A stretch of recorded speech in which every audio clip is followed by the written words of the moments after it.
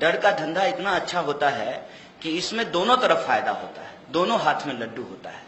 और इस डर के धंधे की शुरुआत जो है इस दुनिया के भीतर अमेरिका ने किया। और ये बात मैं इसलिए कह रहा हूं, अफगानिस्तान के भीतर सबको पता है कि तालिबान को खड़ा करने में अमेरिका की भूमिका थी, और फिर तालिबान को खत्म करने के लिए उसने दुनिया को इकट्ठा किया। मतलब पहले आतंकवाद को खड़ा किया, फिर आतंकवाद से लड़ने के लिए लोगों को इकट्ठा किया।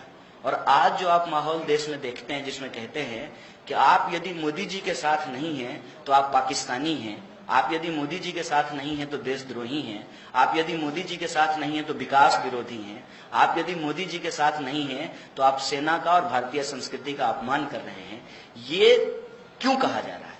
इसकी शुरुआत दरअसल जॉर्ज बुश ने की थी।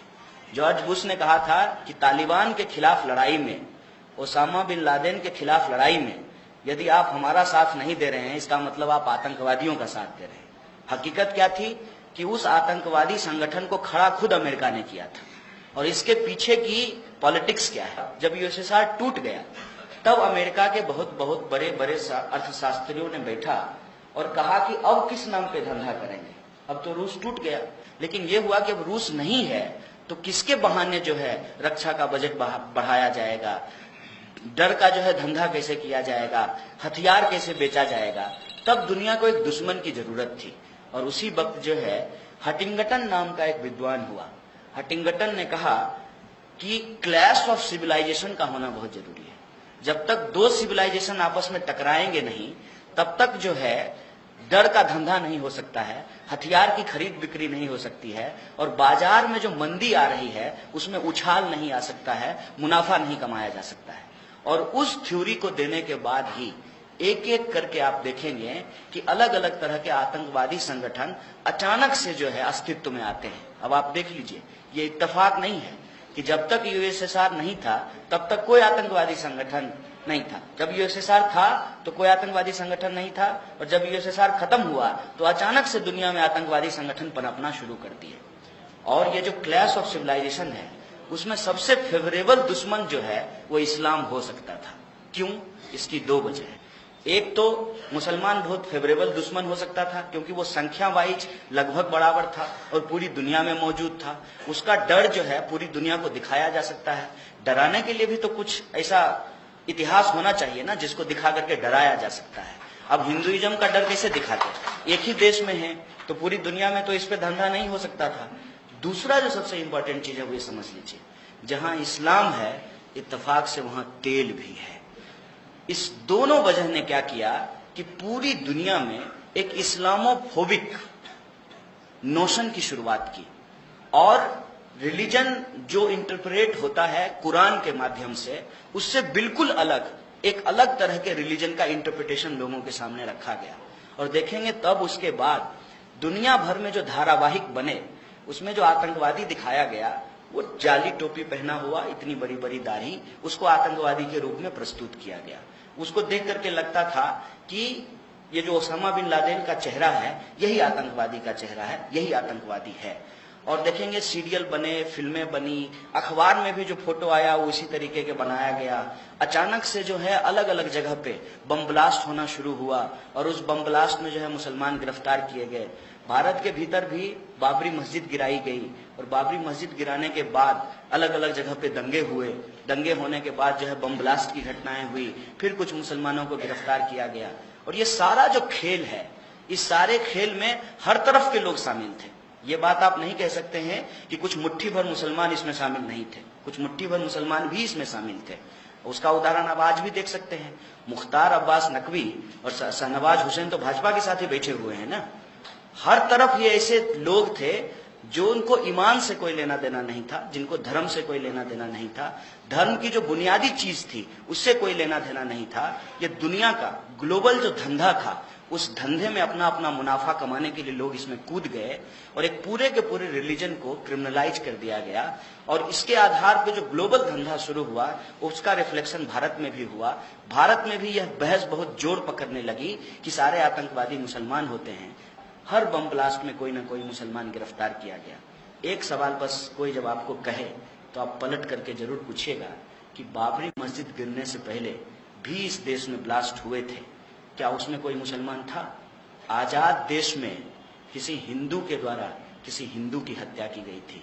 नाथूराम गोडसे ने महात्मा गांधी को मारा था। जय श्री राम बोलने वाले ने हे राम बोलने वाले की हत्या की थी। वो तो कोई मुसलमान नहीं था।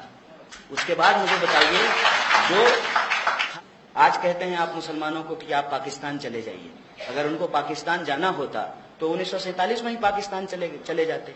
मौलाना अबुल कलाम आजाद जो देश के पहले शिक्षा मंत्री हैं, ये लोगों को याद नहीं है, देश के पहले शिक्षा मंत्री हैं। 1857 के विद्रोह में पीर अली को भी फांसी दी गई थी, वो भी एक मुसलमान थे। और राम प्रसाद बिस्मिल एक ब्राह्मण के साथ एक मुसलमान अशफाक उल्लाह खां भी शहीद हुआ था। ये बात लोगों को याद नहीं है। देश के पहले शिक्षा मंत्री मौलाना अबुल कलाम आजाद ने जामा मस्जिद की सीढ़ी से तकरीर किया और कहा कि ये मुल्क हम सबका है, किसी के कहने पे हम कहीं नहीं चले जाएंगे। इस मुल्क की मिट्टी में हमारा भी खून पसीना है, हमारा इतिहास यहाँ से जुड़ा हुआ है। हम सारे के सारे लोग अरब से चल करके यहाँ नहीं आए हैं, हम यहीं पे पले हैं, बढ़े हैं। और उस धर्म की जो खासियत थी और जो पुराने धर्म थे जिसमें छुआछूत था, उसकी वजह से लोगों ने छोड़ करके इस धर्म को अपनाया है, क्योंकि ये पीस की बात करता है, बराबरी की बात करता है। मस्जिद में जो है ऊंच नीच नहीं होता है। इस आधार पर हम इस धर्म को अपनाए हैं, इसको छोड़ करके हम नहीं जाएंगे। और तब इस देश के मुसलमानों ने इस देश में ही रहने का फैसला लिया था। फिर से हिंदुस्तान पाकिस्तान किया जा रहा है, फिर से हिंदू मुसलमान किया जा रहा है, ताकि इस देश को एक बार फिर से बांटा जा सके। मैं आपको सिर्फ और सिर्फ ये बात याद दिला करके कि आपको डिफेंसिव होने की जरूरत नहीं है। आप संविधान को पकड़िए, उसके मूल्यों को पकड़िए, उससे ज्यादा रक्षा करने वाला आपका कुछ नहीं हो सकता है। उसमें जो अधिकार की बात की गई है उसको आपको पकड़ना चाहिए। और कोई अगर ये कहे कि आपको कुरान को मानना है कि संविधान को मानना है, तो आप साफ साफ कहिए कि हम कुरान भी मानेंगे और संविधान भी मानेंगे, क्योंकि हमारा संविधान हमको कुरान को मानने की इजाजत देता है। यही हमारे संविधान की खासियत है। इस तरीके की बात जो बोली जा रही है उस पर आपको डिफेंसिव होने की जरूरत नहीं है। और आप बताइए कि इस देश में दो प्रधानमंत्री की हत्या हुई, किसी मुसलमान ने उनकी हत्या की? इस देश में गांधी की हत्या हुई, क्या किसी मुसलमान ने उनकी हत्या की? और आप कहते हैं कि मुसलमान के होने से जो है हमारा हक अधिकार छीना जा रहा है। तो उनको बताइए कि इस देश के भीतर मौलाना अबुल कलाम से जो है वो पहले शिक्षा मंत्री बने थे, उसके बाद कितने शिक्षा मंत्री मुसलमान बने हैं, ये मुझे बता दीजिए। कितने एसपी और डीएम मुसलमान बने हैं, ये मुझे बता दीजिए। कितने जो है बड़े ऑफिसर जो है मुसलमान बने हैं, ये मुझे बता दीजिए। मुसलमान तो वो काम कर रहा है जो काम आप नहीं करना चाहते हैं। मुसलमान पंचर लगा रहा है, अंडा बेच रहा है, काश्तकारी का काम कर रहा है, छोटे मोटे रोजगार कर रहा है, उद्योग धंधे कर रहा है, और अपना पेट पालने के लिए मुल्क को छोड़ करके दूसरे मुल्क में जाकर के नौकरी कर रहा है, गल्फ में जाकर के नौकरी कर रहा है। और आप कह रहे हैं कि मुसलमानों की वजह से हिंदुओं की हालत खराब हो गई है। ये एक गलत बात है और इस गलत बात पे आपको डिफेंसिव होने की जरूरत नहीं है, आपको ऑफेंसिव होना चाहिए। बस एक बात दिमाग में रखना चाहिए कि कोई भी कौम का रहबर बनकर के आए और ये कहे कि हम धर्म बचाएंगे, तो उनको भी आप बराबर जवाब दीजिए और कहिए कि हमारे अल्लाह के पास बहुत ताकत है, अल्लाह ताला हमारी रक्षा करेंगे। हमको धर्म बचाने वाला नहीं चाहिए, हमको वो चाहिए जो हमारे लिए तालीम की बात कर सके, हमारे लिए रोजगार की बात कर सके, हमारे लिए स्वास्थ्य सुविधाओं की बात कर सके, हमारे जो उद्योग धंधे हैं उसको बचाने की बात कर सके। हमको ऐसे नुमाइंदों की जरूरत है। अल्लाह हमारी रक्षा कर लेंगे, इसलिए हमको इस्लाम बचाने वाले की जरूरत है।